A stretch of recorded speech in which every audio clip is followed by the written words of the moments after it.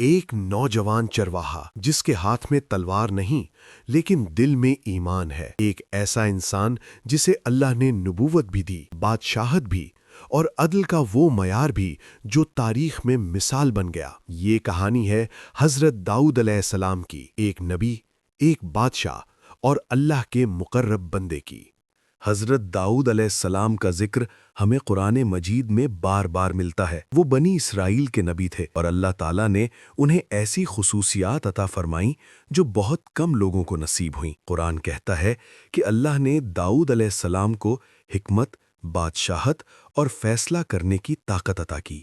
ان کی زندگی کا ایک عظیم واقعہ وہ ہے جب بنی اسرائیل جالوت جیسے طاقتور دشمن کے سامنے کھڑے تھے۔ جالوت ایک ظالم اور طاقتور جنگجو تھا جس کے سامنے بڑی بڑی فوجیں لرز جاتی تھیں۔ اس وقت حضرت داؤد علیہ السلام ایک نوجوان تھے لیکن ایمان میں مضبوط۔ قرآن کے مطابق اللہ کے حکم سے داؤد علیہ السلام نے جالوت کو قتل کیا اور اسی دن سے ان کا نام تاریخ میں ثبت ہو گیا۔ اللہ تعالیٰ فرماتا ہے کہ اس فتح کے بعد اللہ نے داؤد علیہ السلام کو بادشاہت اور نبوت عطا فرمائی۔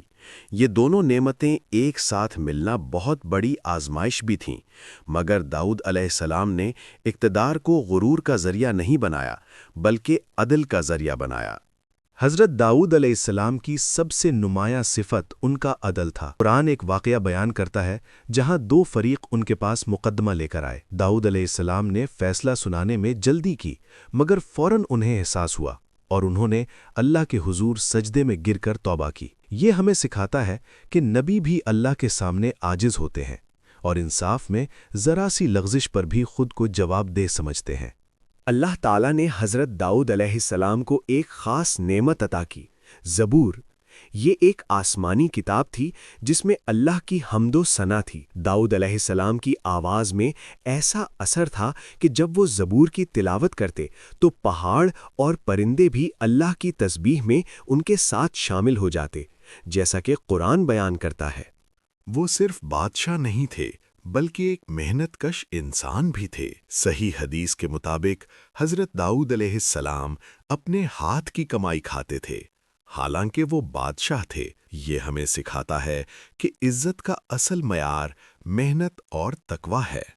حضرت داؤد علیہ السلام راتوں کو عبادت میں گزارتے، دن کو عدل کے فیصلے کرتے اور ہر حال میں اللہ کے شکر گزار رہتے۔ ان کی زندگی ہمیں یہ سبق دیتی ہے کہ طاقت، حکومت اور عبادت سب کا مرکز صرف اللہ ہونا چاہیے۔